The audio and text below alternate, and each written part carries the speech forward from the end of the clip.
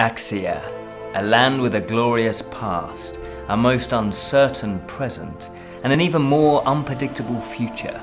Can you and your fellow entrepreneurs survive bankruptcy and make your fortune? Well, can you?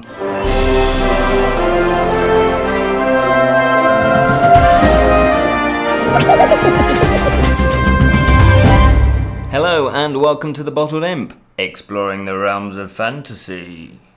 My name is Ken Boyta, and today we're going to take a look at this game, which is Crisis, and it's by LudiCreations, they're the publisher, and it's designed by Pantelis, Bouboulis, and Sotiris. Oh, it's not even going well, is it? The first couple of names there. Tsantilas. So do forgive me for mispronouncing your name. They are Greek designers and they have come up with this game Crisis. Now, we were lucky enough to go to the UK Games Expo in the early part of June, and the publisher came up to us and said, we'd like you to have a look at this prototype. This is a prototype copy. So just a little pre-warning, not all the components are going to be exactly as they are when it's actually published. And obviously, because we're doing this as a preview, I'm still going to be honest. You know, I'm still going to give my honest opinion of this. I played it with my gaming group and they gave back some very good feedback. So let's find out exactly what they said. Crisis! Is it a crisis? Of course it's a crisis. Let's just find out exactly what crisis it is. Anyway, what's in the box? That's what I'm meaning to say. Let's find out. As you can see, there are loads of components, which is always a good thing, I think. I love when a game comes with lots of components.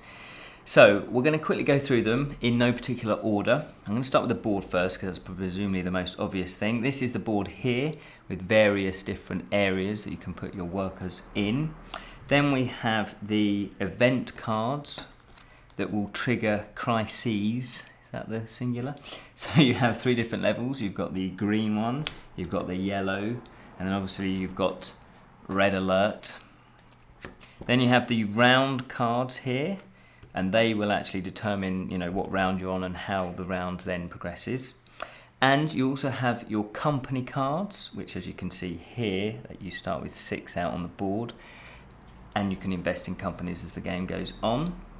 Plus you have your influence cards, which are these here, which will have various different abilities that you can play throughout the game when you have an influence card. You have your workers. You've got some out on the board to begin with, and we'll go into further details about those. You have a temporary worker as well, which is a cool little robot. Plus you have your contract tiles, which are these here, and there are 3 different levels of those, and again we'll go into further details about those. You have then your player pieces, and each player will get a warehouse. They will also get little tokens. So as I say, this is a prototype, so these aren't going to be exactly looking like these. I think these little managers, they'll actually have little hats and little briefcases, as far as I was told. And so you get 5 of those, plus you get little VP tokens, little markers that you can put on the board to determine how well you're doing. Plus there are resources, because this is, after all, a resource management worker placement game. And you get lots of resources here. Let's see if I can remember them all. You get food, and that's clever because they've done it like a bread, so that's pretty cool. And these ones, as I say, it's a prototype, so they haven't got the actual shape that they're going to have. But these are cogs. The black ones here are cogs, and that indicates machinery. Then you've got these purple ones here, which is chemicals. Then you've got the blue ones here, which are minerals. You also have the yellow ones, which are energy. And you have these ones here, which are industrial, things like steel, that kind of thing. Plus you have some penalty tiles here, and they are -1 and -3, and they're reversible, so you will just be flipping those over. Plus you do also get an extra money token. So there's a 50 plus down there, and obviously if you gain more money than 50, because this is the money track, you obviously start at the bottom again, but you have a little money token 50 plus to denote that you're on 50 plus whatever. And then you have some multiplication tiles as well that can help you out, because when you start producing goods and resources, then you need to keep track of multiplying. And I think that's all of them, apart from you got your VP markers, and again they will be different apparently when the actual game comes out. And then you get little status markers as well that you can keep track, so you get put one here on the crisis track and also here on the round to denote what round it is. I think that's everything, apart from you do get a bag. You get a bag, and again it's going to be different. I think it's going to be branded, it's going to be slightly different, and that's where you keep most of the workers in there, and you will be pulling them out. Okay, so that's what's in the box. Now the object of the game is to be the person with the most victory points, as you probably guessed, because it's a worker placement game. But not only that, you have to survive the game. So it's semi-cooperative, because basically the game will start to bite you. If this track reaches all the way down to 0, but then goes beyond 0, then the game immediately ends, and that can happen at any point throughout the game, throughout a round. So it could happen after round 3. And if that's the case, you still do some modifying to the scores, but anyone that has reached the end of round target, because there's little targets that you're all meant to reach, if you alone have done that, then you'll win the game. If 2 or 3 of you have done that, then you then work out who's got the higher victory points by adding a few modifiers as well, but we'll go through that at the end. If you have cooperatively survived the country going bankrupt, because this is a made-up country called Axia, it's set in the future, then obviously you're doing well, the country's done well, and then it's just a straightforward who has got the victory points at the end of the game. So how does the game play? Well, it's pretty simple. It does look fairly complicated, and when I first read how to set it up, my head started to hurt just a little bit, but the rules were pretty good. Even for the prototype version, the rules were pretty good. It was quite clear how to set everything up. So what you do is, as I said, there's 7 rounds, and you will pick which round card you're going to have. Now this one, for example, there's a little in the bottom down here, I don't know which side that is, just down there, that will denote how many players are in the game. So if it's a 3-player game, you'll pick one that has a 3-player symbol on it, and there are 3 different levels of difficulty. You've got easy, medium and hard, and this one is the easy one. So if you're playing 3-player and you want to play easy, you would pick this one. And what that does is that then determines the goals of each round. So for example, here everybody needs to get at least 19 victory points at the end of the round. And if not, then there's a bit of punishment that goes on. So you set the game up like that, you put that on round 1. Then what you do is you put another marker onto 31, and this is the crisis. This is how well the country of Axia is actually doing collectively. Then what you do is you will divide your companies into the different levels, so level 1, 2 and 3. And then you will take 6 of the level 1 and place them down the middle of the board. You will also look at, because it starts in green, the crisis, these event cards, you will take the top one and you will place it here.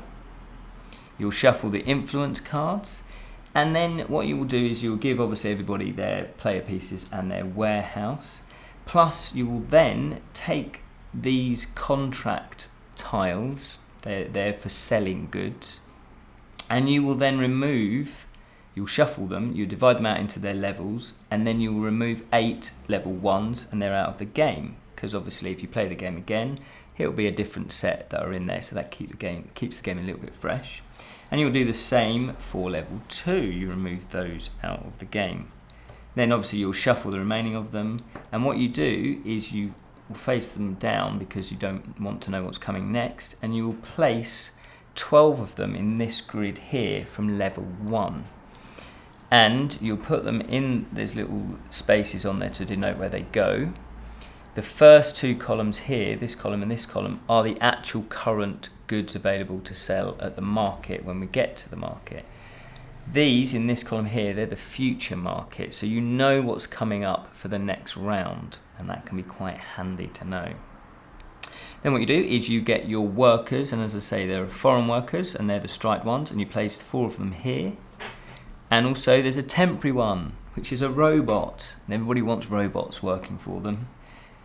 And then you have your native workers, which are here, and there are different types of workers. So you have the farmer, which is this one here, who's just got a little spade symbol. And then you have the engineer, which is a hammer, as far as I can remember. And then you also have a worker, which has got a little spanner. And of course, if you're talking financial situations, there's got to be some bankers there. And the nice thing about these are they're double-sided, and if you can see that, they are quite small. There's a female and there's also a male side, which is pretty cool. So if you wanted to, you can obviously hire a male or a female. So you set those up, and then you're ready to play. Apart from, you put your token here, your VPs, everybody starts on 15. Then what you do is you decide who goes first, and it does say in the rules, the one that's most frugal goes first. And when we played it, somebody just instantly put their hand up, so we just thought, okay, he obviously thinks he's very frugal. Or you can roll a dice or arm wrestle or however you want to decide. And then once you've decided the order, it goes like this. So if you're first, so here you put it on the order track. Number 1, they get the least amount of credit or money, which is 22. Then the white will get 24, etc., etc. And the last one gets 30. And then you are ready to go. What you also do is you have a bag of workers here, and you randomly take out 5 from the bag, and then you place them here. So, how does the actual mechanics work? What you do is, first thing you do is you will be drawing an event, which is, in this case, it's green because it matches this green here on the crisis. And you will simply flip it over and read it and resolve it. So in this case, it says liquidity squeeze. Decrease the Axia financial status by 4. So that's 1, 2, 3, 4. And then it says number 2 on the board and number 5, they're out of action. So nobody can actually place their managers there. So I'll just show you the card there. And so obviously these crisis cards, now that we're into yellow, if it remains at yellow or even dips down to red, when it gets replenished in the next round, that will then come from either the yellow, red, or it could have gone back up to green. And you can imagine they get progressively worse. Red, you know, they can be quite bad. So you will resolve that, face that up, and then you go through. What you do is then, if previously, so if this was round 2 and anyone had taken out a loan, and we'll get to how you take out a loan in a second, you will then pay back interest, and that's normally 1 gold, that's normally 1 credit, and you will simply pay that back. Or you have the opportunity, and at any point during the game, and even at the end of the game, to pay any loans that you have back, and that costs you 10 to pay it back. So you'll do that. Then what you do is it's the planning phase, and this is where the brain starts to hurt a little bit because there's lots of choice, and that is a good thing. So you get 5 managers to begin with, but you will only be placing 4 in the early stages. The way you get your 5th worker is you'll be investing in companies, and there's a little symbol on here, if I just show you here, of one of the managers. And if it's got 1, that means that you got 1 towards 3. That means you get your final manager. This one, for example, has 2 symbols. So over the course of the game, if you invest in these 2 companies, then you have a total of 3, and you can get your extra manager, which could prove crucial. So everybody in turn order then places their workers, and obviously I'm not going to do all of this. So green would say, oh, I don't know, I want to, go here, and then white is next, and they'll go here, and then red will be next, and they want to go here, etc., etc. Now what they've done is, if it's a big square, then multiple colours can go there. Multiple players can actually place their managers there. It's not limited. If, on the other hand, it's a small square, then it's only got room for one manager, and hence why the turn order is pretty crucial, as I found out when I played the game, to my detriment. So everybody will lay out their managers. Now I'm going to take them off. So I'm just going to show you each one that you then resolve, and that's the resolving of each square. So first of all, you have, if anyone's gone here, or multiple players, you simply take an influence card. Now you can play these at any point, or if it says a certain point. This one says play this card at any time, and it says smart banking, take a loan of 10 credits, adjust the loan track accordingly. So this can give you an extra loan. So they're normally good cards. They will have influence over the situation. That one's exactly the same. I don't know who shuffled these. This one says friends in high places, you gain 1 VP, you may invest in a company for half its cost, which as they progress, they become more and more expensive. So you would hold on to that. You don't have to play it straight away. You can hold on to it throughout the game, or you can play it whenever you like, or when a card actually says. If somebody goes second here in this slot, you simply gain 4 credits, and then you'll up your credits. Obviously that's green. If somebody goes here, that means that they will go first on the turn order, plus they get 1 VP, so then that would be moving up 1. And then you'll do that instantly. Now if it was green, obviously the green would stay there. If it was white, that would swap around. Anybody that goes here at number 4, they get second place. And they also get an influence card. So a little bit of a perk for going second, not quite getting the first. And then again, you resolve the turn order. Next up is the loans. Now in this crisis, it said that loans weren't available, but say that wasn't the case, you could put that 1 there, and you simply take 10 credits, and then you minus 1 VP. That's the cost of it. And then you will place your other marker on the loan slot. If you've gone here, number 6, what that means is you can buy any of the resources, but you don't have to pay the VP price. Nor ordinarily when you look over here, so say you wanted a chemical, it would cost you 3 VP, and that becomes important at the end of the round, believe you and me. Plus it will cost you 6 credits, and you'd move those down, so you would adjust it. But because it's here, it's got a cross on the VP, you don't pay the VP. So that's a good way to get a resource. Then if anybody had gone here at the temporary worker, they will get the temporary worker for them to use for that round only. Then at the end of the round, you place it back there. If you've gone here, gone to the foreign market for labour, obviously that could depend on the crisis that the country is in. So if it's in green, then you minus 5 gold. If it's yellow, then it's minus 3. If it's red, it's minus 1, because the worse the economy, the cheaper the labour. And you can select which one you would like. So that's quite a good way to definitely get what you would like. Then there are 5 slots here, and you can only go in 1 slot, which means it's really cool. So everybody at least has 1 chance to get a worker. It might not necessarily be the worker you particularly wanted, because you might not be going first or second, you might be last, but at least you'll get 1 worker. Then what you do is you can invest in companies, and this is really fun, because you will look at each company, and then you'll place your manager on the company that you would like to invest in, bearing in mind that it's good to have the credit. Otherwise you'll be penalised, and you'll be penalised VP points, and they are crucial. So let's just quickly take a look at one. What this one is, this is a farm, and it costs 10 to buy, to invest in, but it gives you instant VPs. This one gives you 2 instant VPs, which is up here. There's no manager symbol underneath that diamond shape there, so it doesn't count towards getting your extra manager. Plus what you do is this side, the left hand side here, that's the input. So as you can see, it needs a spanner worker to function and make this company produce anything. Plus, it doesn't need any goods. Normally there would be a resource that is needed as well.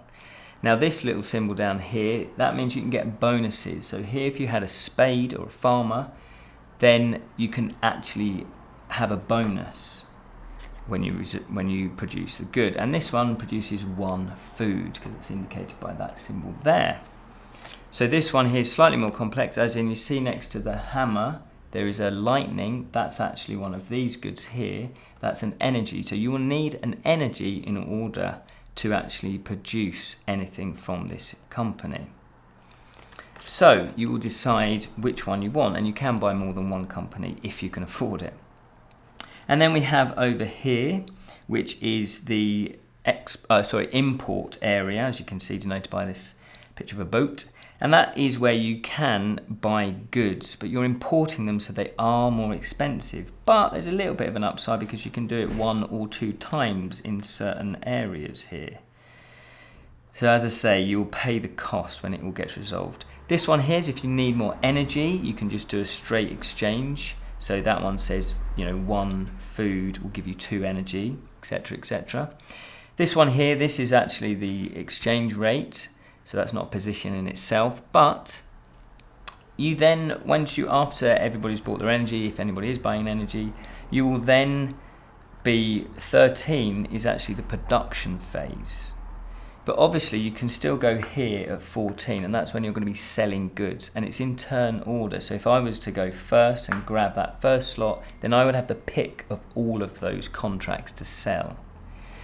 So then once all of the managers are out on the board, and you've worked out exactly what you're going to do, and believe you me, it took my little brain all the effort that it could muster. You then resolve everything. So you will just go through it. So that person would get a card, an influence card. They would get the 4 coins, etc., etc. And you will resolve everything in the order of the numbers.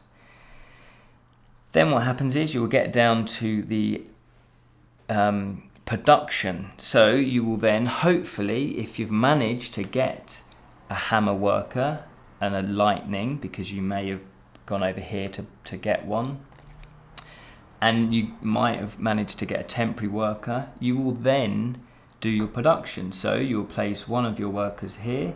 You will then give back to the supply the energy that's required for this particular one, and if you had any bonuses, bonus workers, you would put them there, and that would multiply. Now these little multipliers, if you can see that, it's quite small, it says +1 on that one. So if I had that working as well, then what that would mean is I would then get 1 plus that 1 as well of mineral, because it says 1 in the corner there. It's quite fiddly to hold up. So I'd get 2 minerals. So obviously the more workers you have working in companies, the more resources you're going to get. So once you've done all the production, everybody then puts all their stuff. If you get stuff, you'd put them in your warehouse. And this has maximum numbers on here. So for example, you can have 12 lightning, you can have 12 food, but you can only have 6 industry. And then once everyone's done the production, you've probably got some goods. Now you can start selling them. So if I was going first, I could pick from these 2 columns only, and then I would give back the goods. So if I had 3 minerals, I would go, yeah, I'm going to do that. And that allows me to do it 4 times. So I would then, that gets discarded, and then I would put that back there. And I would then look at the exchange rate. So minerals is 1 victory point per mineral plus 2 credits. Now, obviously, if I've done it 3 times, you times that by 3. Or I could choose just to go to the black market, the shady market, and that's what the shades indicate there. So it's a good way of remembering it. And you don't get any victory points, but you do get more money. Obviously, it's the black market, so you get more money. And then once all those tiles, you take it in turn order. Once you don't want to do anything, you pass, or you've run out of goods to sell, then that's the end of that little area there. And then what you do is then you will be resolving and replenishing the actual board again. So any industries that weren't bought or invested in, they get discarded, and then the next 6 will come out. That's pretty straightforward. So you then just put the next 6. And then you will then obviously any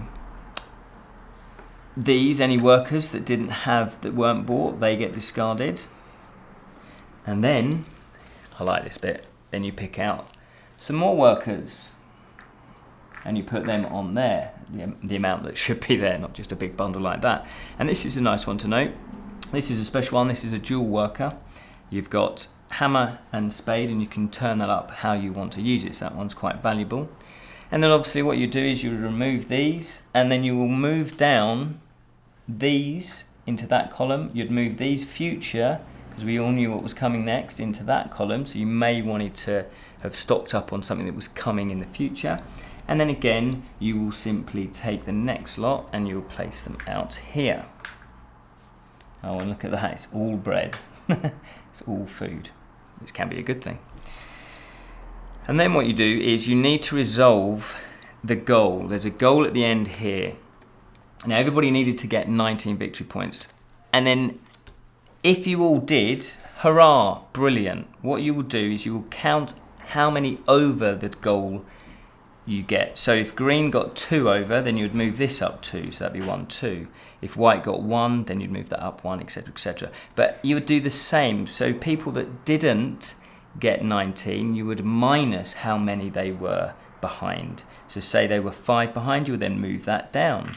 So consequently, what can happen at the end of the round, if it wasn't all met, then this track here can go obviously down into the red, and this is where obviously the whole country can go bankrupt. Because if people have been spending their victory points getting resources and getting other stuff, then they're being a bit selfish, because then they're going to be way behind the actual target. So once that's resolved, and if you've survived, then you will simply go on to the next round and you will start the whole process again. Now I don't think I've forgotten anything. That is pretty much how you play it. And when we played it, we did have fun. It looked a little bit complicated to begin with, but there was 3 players that we know are very good at these types of game, worker placement games. They're very tuned in to how to get their engines, for want of a better word, up and running.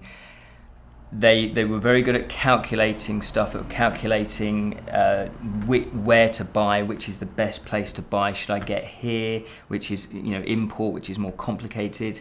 And they loved it. It was exactly the sort of game they wanted to play. Now, I didn't do too well. I think I came 4th out of 5. But I still enjoyed it. And that, I think, is a mark of a good game. If you have kind of lost quite badly, I still had fun playing it, though, because I was learning the strategy. It took me a little bit longer than the other guys, but at least I could cotton on. So if I play it again, because we actually were thinking, well, if we go bankrupt, and we nearly did go bankrupt after round 3, I did ask them, did you want to play it again, even though we've all gone bankrupt? And they've said yes, because they figured out a better way of doing stuff, being more economical and more efficient.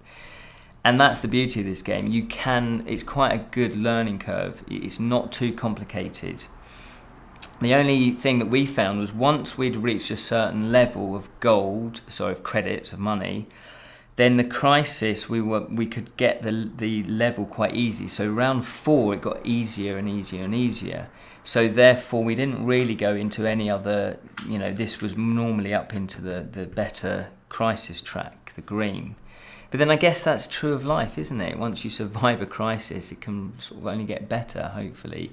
And then once you've invested, because that's what you're doing, you're investing in companies, you're investing in workers, and at the beginning they're not producing a lot, and then they suddenly do because you've got more stuff to invest and you can get more workers, then you can actually improve the economy and get out of a crisis. So we thoroughly enjoyed it. I love the artwork, and as I say, these prototype ones, these will be different. Not every component is exactly how you see it here. It was very tight. There wasn't any, I didn't feel like there was downtime when it came, and we were playing a 5-player, because I was constantly trying to think and work out how I could improve. So I thought it played very well, and we did want to play it again, but by then we'd been playing it for 3 hours and it was time to go home. So there we go, Crisis. I do recommend it. If you like worker placement games, you'll love this, because it reminded me of Pillars of the Earth. So if you like Pillars of the Earth, you'll like this. That's Crisis. We survived the crisis. Thoroughly enjoyed this game. There was a bit of banter as well, because at some point we needed to, stop the crisis and stop us going bankrupt. So there was a bit of back and forth, bit of interaction. But then ultimately people were just greedy, and they just, backstabbed people and screwed people over by going in places that they wanted to put their manager in. There you go. So this is a prototype. I'm not 100% sure when this is available, but you can keep checking at LudiCreations. And I'm sure it's going to be available, I guess, within the year. I'm not 100% sure. But anyway, this is Crisis from LudiCreations. Thank you so much for watching. We've got other reviews, obviously. But for now, this has been the Bottled Imp. Remember, keep it unreal, especially if there's a crisis.